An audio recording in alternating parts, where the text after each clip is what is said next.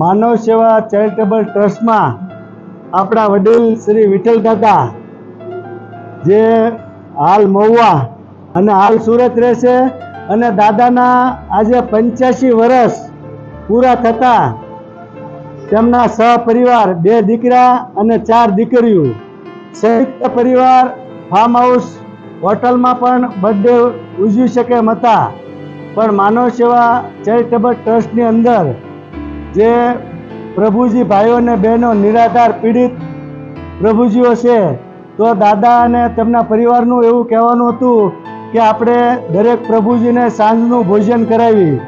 તો દાદાને જન્મદિવસ હોવાથી દરેક પરિવાર વતી આજે સાંજનું ભોજન કરાવ્યું અને આપને સંસ્થા વતી ઈશ્વરને પ્રાર્થના કરવી કે દાદાનો પરિવાર, દાદા સૌ નિરોગી, તંદુરસ્ત અને સમૃદ્ધ રહે એવી ભગવાનને પ્રાર્થના.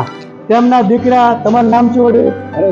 હરેશભાઈ પોતે અમેરિકા છે અને દાદાના જન્મદિવસ માટે, જન્મદિવસ હોવાથી સ્પેશિયલ અમેરિકાથી પધાર્યા છે.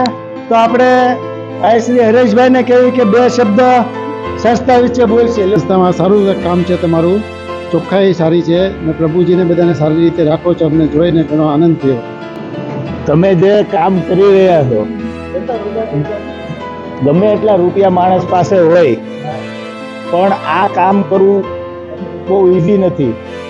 આને પૈસા તો બધા લોકો પાસે બહુ હોય છે, પણ આ તન મન ધનથી સવારથી સાંજ સુધી આટલી બધી ચોખ્ખાઈ, આટલું બધો રિસ્પેક્ટ આપો છો બધાને, એ જોઈને તે આંખમાંથી આમ જલજલી આવી જાય એવું લાગે છે કે આમ મજા આવે છે કે આ જીવનમાં કંઈક આપણે પણ આવું કંઈક કરવું જોઈએ.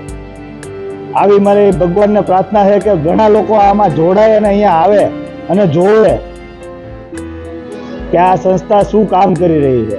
સારું સોશિયલ સર્વિસનું કામ છે અને હું બી ઈચ્છીશ કે બીજા લોકો આવીને જોડાય અને આવી રીતે જ પોતાનો બર્થડે છે કે કોઈ પણ ઇવેન્ટ છે તો આ લોકો સાથે મળીને ઉજવે તો એમને પણ ખુશી મળે.